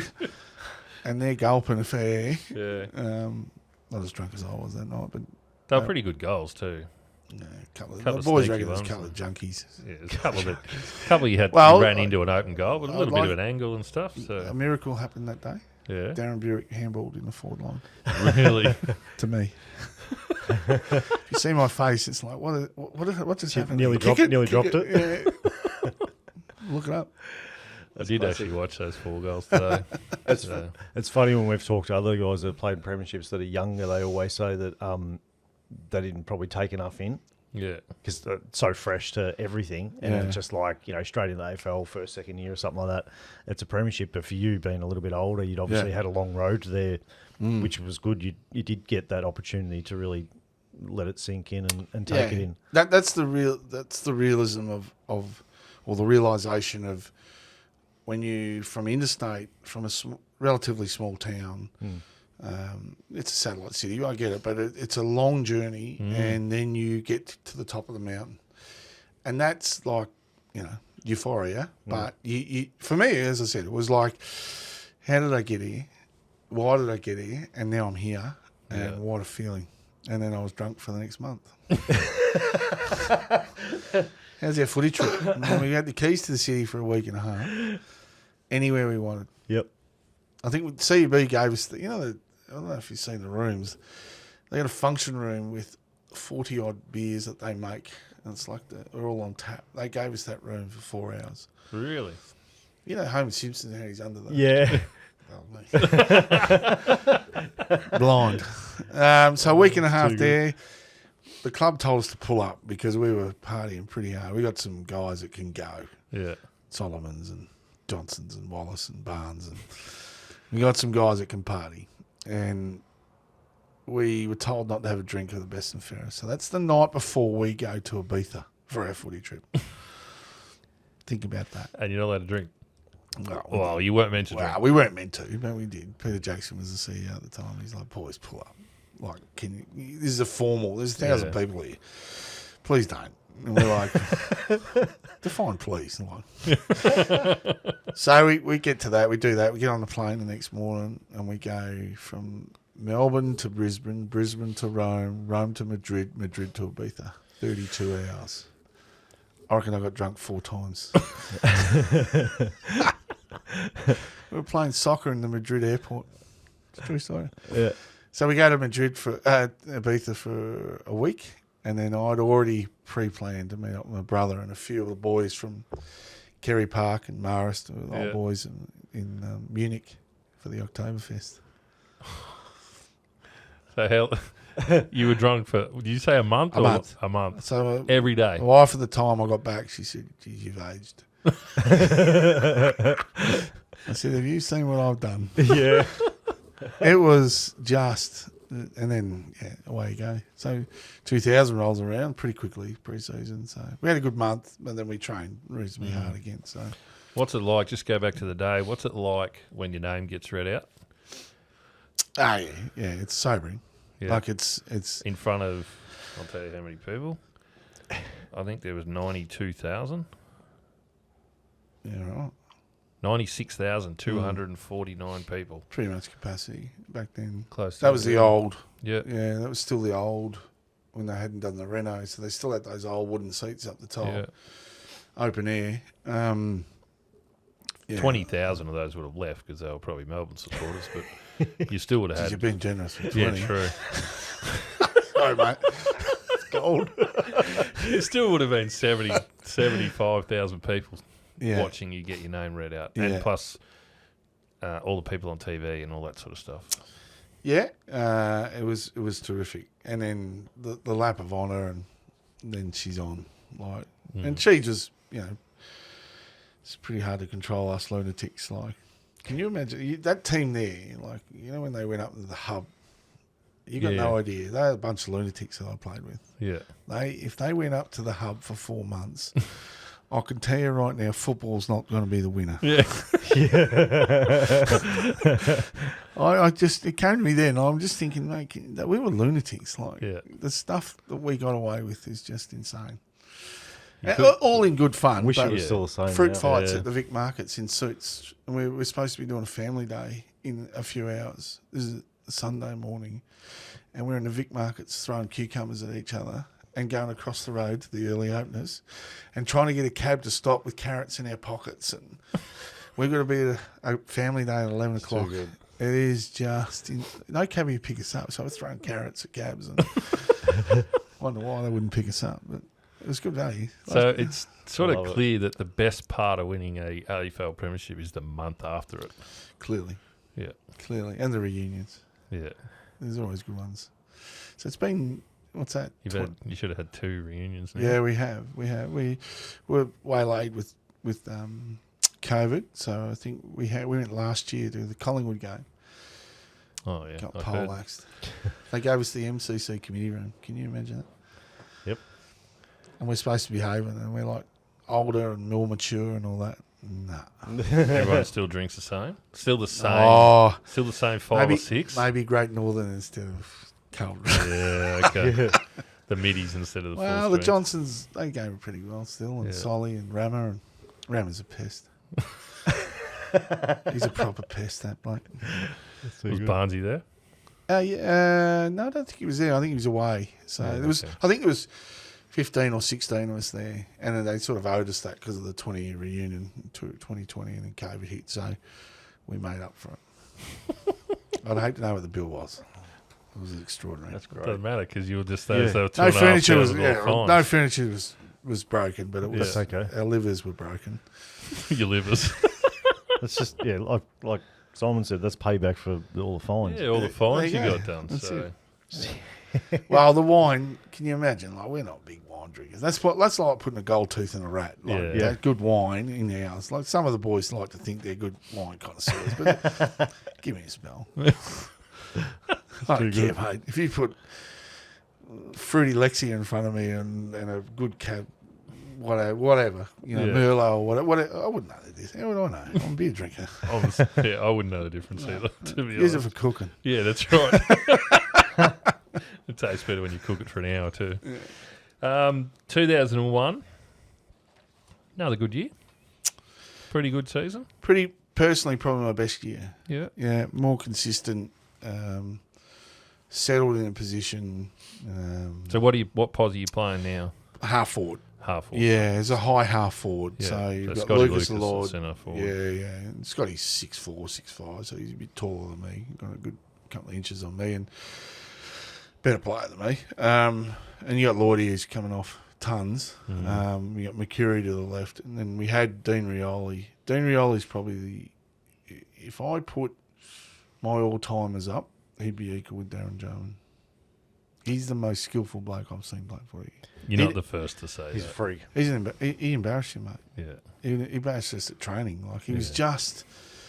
they just got it, mate. Yeah. They have just got it. Like, Indigenous boys have got this awareness about them that make you look stupid and highly skilled. He'd assimilated to Melbourne life. He was from South Fremantle, so he'd been to a relatively big city and got a little taste of it. And Dino's a good mate of mine, and he missed out on the flag. Like he could have taken mine. I could not have been here sitting here talking to you. Like he did his shoulder.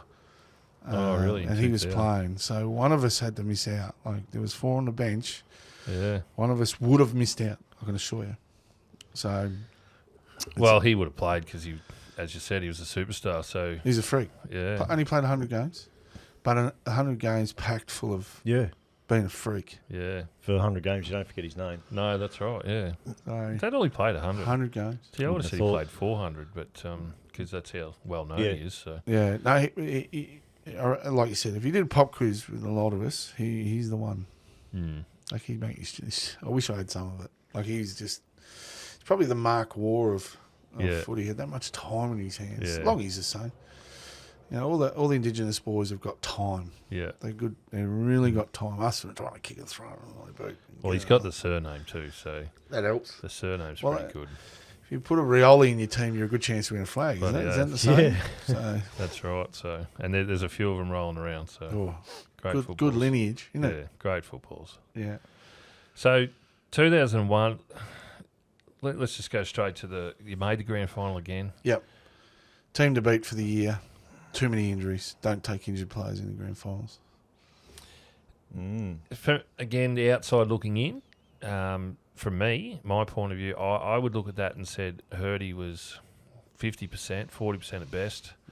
There was a couple other guys who, that were injured that shouldn't have went. Yeah. I suppose the hard part there is these boys don't want to miss out. And how do you leave James Hurd out? I was about to say, was it names or not alternatives? Probably not that percentage. Like we're guessing, but let's say I'm only guessing. Yeah, let's say 85-90% of James Hurd's still better than 100% of Paul Barnard. Let's be honest. So it's a calculated risk. I think we're 16 points up at half time and ran out of puff. Like I went in at half time and our engine room and our guns are all getting medical attention, and I'm thinking, I'm not having the best game myself. Brisbane, they were just absolutely all over us, and they knew it. They knew it. That was the start of their 3 flags. Yeah. They were a very, very, very good football team. But had we had fit players, Mercuri's running on half a leg, Mercedes banged up, Fletcher's on one leg. This is all before the game? No, this is during the game. During the game, it got worse. But these guys were fit and cleared to play, but they weren't 100%. No one's 100%. Yeah, but when you're prime movers, you're naming 4, 5, 6 of the top players. So I expect that. Yeah, they're injured. Like you said, they're playing injured. 90%. And you're not gonna say to them, I'm gonna tell you if I'm that bad. I'm playing in the grand final. Yeah, I'm a chance to go back to back. So the mindset is, I'm not telling you nothing, Sheets or Doc Reed or feel great. I'm in. So that was probably why we lost that.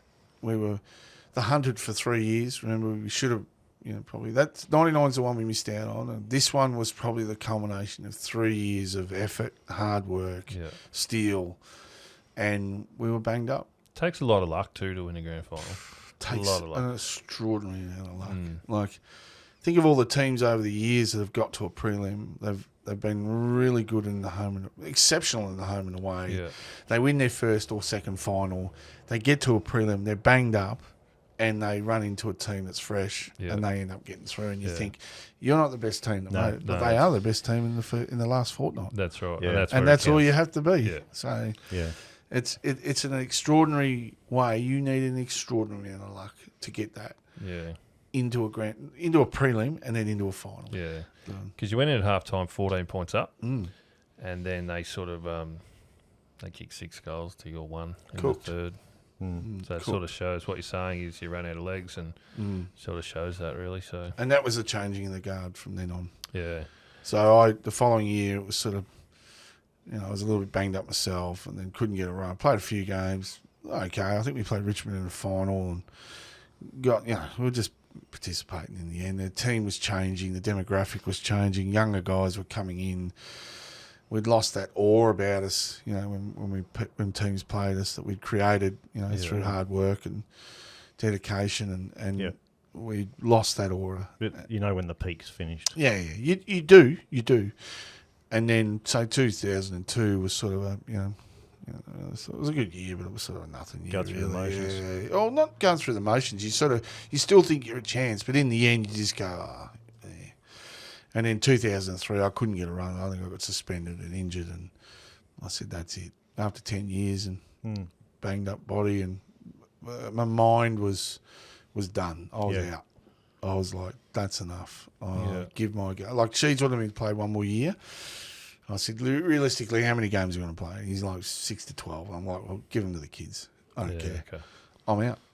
Retired at 30. It's pretty young still, isn't it? But it's pretty... Nah. When you know in yourself, like, if your body is banged up. I would say you were pretty disappointed that you didn't play the following year in round 11. The line in the sand game? Yeah. I wish I had played that. Would have made that his last game, I bet. Good. Who would you have gone after? Vandenberg, straight to him. Vandenberg, you're my huckleberry. Yeah. I did think... You didn't really need to bait me too much. I knew what you were talking about. But I thought about that the other day when I'm doing a bit of research, and I'm like, oh, he missed that game. Yeah. That would have been fun. He was in the stands eating pies and drinking beer. So, I was in Bendigo.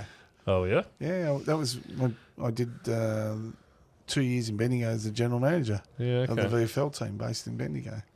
So I get you gave up, you retired. Mm-hmm. Do you miss it? I did. I don't now, but I did. I wondered if the call was the wrong call. I should have maybe, but I was that busy. I had young kids. So I had my first. I was about to have my second. My son was born in Bendigo, my second son.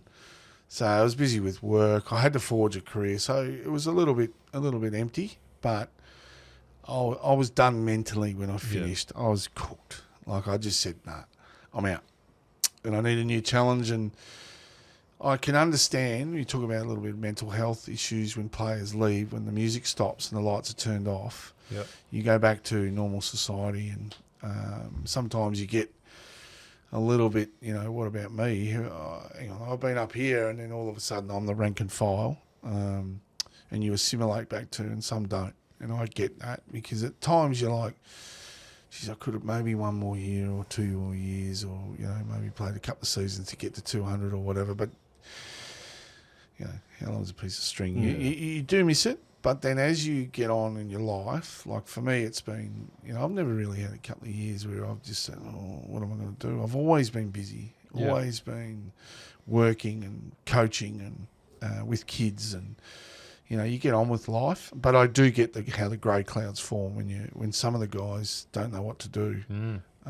Because all you've done is football. And I suppose you're one of the lucky ones, to be honest. Like, you've made football your whole life. Yep. As such, it is still still is a massive part. It still is a massive part. Since I was 4.5, and I'm 50 years of age now, and I'm coaching, and I couldn't love footy anymore. Yeah, I couldn't love footy anymore, and I'm being fortunate enough now to get to a town in Tatura where, for me, it's a bit of a tree change. It's a bit of an arms race in Melbourne. Yeah. There's the haves and the have-nots, and the bigger juniors, and the clubs that don't have a lot of juniors. And I've gone to a club here that has got its issues, being it's a regional, outside the regional centre of Shep. Yep. It's got its issues, but it is a cracking place to be. It is a really good place for me to go, you know what, this is a new challenge with a new set of players. The fundamentals for me as a coach don't change, but I couldn't be more proud of the group of young men that I've got that are actually, their attitude and efforts are wanting a change and a new footy program. And, we're doing things with seminars with a company called Salt tonight, 22nd of Feb, and they're doing some mental health and wellbeing for our players, and also our netballers. So different for me again. I've never been in a club where there's netballers. You're in a town that's 4,500 people, and footy and netball is at centre, as it should be. Like, it is just a terrific place to be part of, and James Pike and his board have given me every bit of support to come in, and it's for me. It's like I feel youthful again. Like it's been, we haven't even played a game. Yeah. So I couldn't be more refreshed and willing to go and wanting to help these players, these young blokes. Yeah. See a little bit of difference of footy and a bit of professionalism. Not that they weren't, but it's just from a different voice now. And hopefully we may not win it, but we're playing the long game here, and it's been really good change. I'm wrapped that I've made it. You've signed a couple of year contract. Couple of years, yeah. Awesome. And hopefully I'm there a lot longer until there's only two types of coaches. Let's be honest. One's are the sacked, and one's are the waiting to be sacked. Let's be brutal, boys. But Tatura's good people. They're good, really good. Country people are good people, mate. Not that the cities aren't, but country people are different. They're good people, mate. They're earth. If you're a prick, you're a prick. And they'll tell you you're a prick. Yeah. Or if they need to put their arms around you, they'll give you a feed. And they've given me meat and bread and everything to take home, and I just thrilled. So that's good, mate. You mentioned James Pike before. Mm-hmm. He's the president, is that right? He is. He's the numero uno, the big dog. So how do you go coaching? Like you step out of AFL, you then coach in like Essendon district and all around through the city and stuff like that, and then you come down to Tat and you meet James Pike. Sensational dude, don't get me wrong. He had his hat on and when he met you. He's a beauty. You know what got me? I'll tell you what got me. He is a ripper. He's a beauty, mate. I love him. He's laid back. He's he lets I get a fair bit of autonomy to sort of run the footy program, and he flicks in and out. And Quentin Langland's his offside, his VP is he sort of runs the show sort of inside, and then you got Timmy Nile, who's been my support, who's done all the recruiting and the footy manager. Yeah.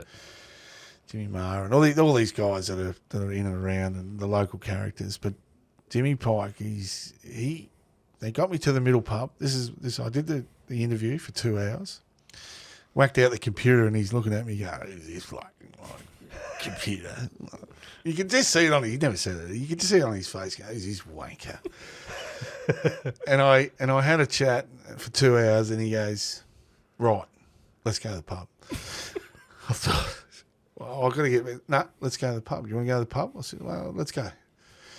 I went in there. It's August. It was freezing. Yeah. The fire's going. There's spare ribs on the bar. The beer is cold. I said, I'm in. I'm in. He knew where he was taking me. He knew where he was taking me. He could tell. And as I said, him and his board, the entire board, have been supportive for me to go to Darwin and try and recruit some players. And that's a lot of funds to send someone to Darwin. It's not cheap, but they understand that they've been down for a while and they need to recruit. And we may not win it. We might, but we may not. But let's play the long game here and let's set something up and put a footy program in that's giving these guys a little bit more light at the end of the tunnel. So, that's good. Yeah, we've been good. We're blessed. The local boys they're mischievous, but they're good boys. Like this country. Yeah, Harry Murdoch. When he is his, Harry Murdoch's a pest. He's the new pest, but he's a ripper. He's a farmer. Every club needs a pest. He's a pest, but he's a ripper, mate. I love him already. They're characters like these kids. They come off farms milking and looking at me as if to say, the city slicker, who's this? I have to remind them I'm from the country. Yeah, that's right. I started in the bush. I wasn't milking cows, I can assure you, but, It's crabs. It was, Scooby crab dance. He got it. Scooping crabs, not milking crabs. Not milking them, no. Okay. So, well, wish you luck in that. Yeah. By the time this comes out, it'll be sort of into the season, so you'll already be going. So it's hopefully I'll be keeping an eye on it. Well, you should do all right. Yeah, I think you'll go all right. We've been okay. We'll be okay. Like, we just got to sort of train up the last 6 to 10 players and educate them and train them up. And pre-season's been pretty tough already, so we'll see. It's been a hot one too. It has. They're not world swimmers either, by the way. I took them to the pool. I got to say, can I just say something? Show your hardest. They're ripping blokes, but they are mongoloids for swimming. They are the worst swimmers I've ever seen. I said to some of them, mate, you've been in dams and this, and they go, we had a yummy out of them, buddy. It's not like it used to be. No. I go, mate, you can't swim. Like, they're complaining about swim. They don't complain, and they get in the water and they're complaining. And I'm like, I'm trying to give you an easier night. And they're like, this is ridiculous. I'm like, okay. One to them, none to Barney. Don't do that one off. I've got some vision. We took a vision of them. They are horrendous. Like Look like Harry Murdoch, I thought was going to drown. I was going to say, they all look like they were drowning. He's like 7 minutes into the program for 30 minutes of swimming. He's 7 minutes in. I thought, that bloke's going to drown. Better go and help him. He's like, this is shit, Barney. Let's take us running. Before we finish up, classic. we'll go back to AFL for a sec. I think I know the answer because you probably said it a couple of times. Who's the best player you've ever played with? I know you mentioned him, but equally Darren Jarman and Dean Rioli. Both of them. James Hird is a very, very special player in the superstar. But these for gift, it's gifted players, these two. Yeah. They're rippers. They're all, the three of those are pretty good too. Pretty really. good. Pretty good. It's Mercury, honourable mention too. Yeah, okay. Johnny Platten. I'd go on. Yeah. Well, there's a few.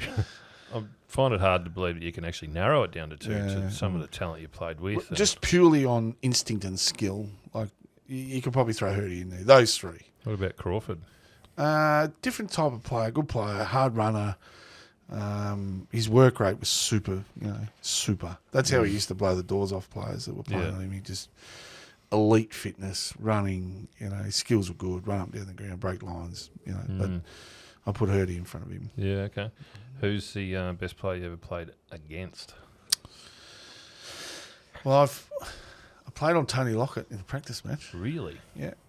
Was he big then or small? He was huge. Yeah. Wallace was out, Fletcher was out, Wellman was out. And we're playing Sydney in a practice match at Sydney University. So he's looking at me, he goes, Plugger's coming off injury and he's going to play and you're playing on him. I said, yeah, you kid, don't you? I'm giving away 30 kilos and about 3 or 4 inches. And this man is huge. Is he really that big? He was a monster, mate. He lost a lot of weight now, but back then when he was playing, I walked in next to this bloke. Nah, I wouldn't hold a candle to this bloke. He's a monster. So when he played at Saints, he was even bigger. Yeah, and vicious too. Yeah. Ask Peter Caven. So I go out there and I'm playing on him, and I'm like, this is going to end really badly, really badly. So I just go for it, right? And he's kicked 1-4. And we go back into the whole court. All the boys are like, yes. He's kicked 2 out of bounds on the full. He's kicked 4 points. He's had about 7-8 shots on goal. He's kicked 1 goal. And they're like, perfect. Well done. She's going. You're doing the okay. See, I told you. He's had 8 shots on goal, mate. Let's be honest. I'm like, yeah, go. It's good. Pretty lucky. I'm thinking, that'll do you. We'll put someone else. Nah, you can go back on him. He kicked 8 goals, 4, and went off. So up close, he was pretty good. I played against Gary Ablett Senior. Was pretty good. Oh. Yeah, He cracked my ribs one day down Geelong. Did he? Yeah. Ran India? Yeah, accidentally, of course. Yeah, accidentally. Sure. He gave me his front. Probably him. Superstar.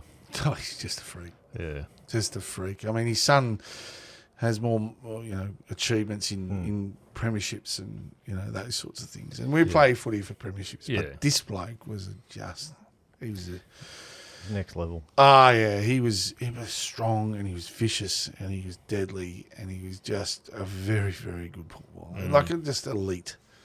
So, you look at him, you look at Wayne Carey is pretty good. Plugger Lockett. I played on and against some superstars. Didn't do very well, but played against them. You're on the same ground, so you earned that right to be there. At least I can say I played on them. Yeah. Gary Moorcroft's Mark. You play that game? Yeah, I was about 30 metres away. What do you think? I thought about Brad Johnson. who's going to be on every poster, every card, in every bar, going forward for eternity. I thought, you poor bastard. Gazza, Slasher, his nickname is. Yeah. Slasher was on. He could take hangers, mate. He was. Yeah. You go back into his under 18 years, he was taking not those, but hangers all the time. Yeah. So it was only a matter of time before he got one, and actually, that mark was the start of the end of his career. Yeah. He cracked his hip from the stratosphere. Yeah, that's right. and he couldn't get it right again. And eventually he left and went to Melbourne. That hurt him. That was, but yeah, when I saw that, I was like, that is just awesome. Sorry, Brad, you're going to cop that. I'm sure Brad's teammates were all over him too. Yes. It's a pretty impressive career you've had, man. Pretty impressive. Pretty fulfilled, mate. I'm satisfied. That's awesome. Sometimes you can polish a turd, and for me, it's been a journey that's continuing with footy. Yeah. But my career is something that I'm pretty proud of. For a kid, 20-year-old that came over here and was moving pot plants to starting a family. I've been here 30 years now, and it's just been fulfilling. If I was to go tomorrow, mate, I'm fulfilled. Don't worry about that.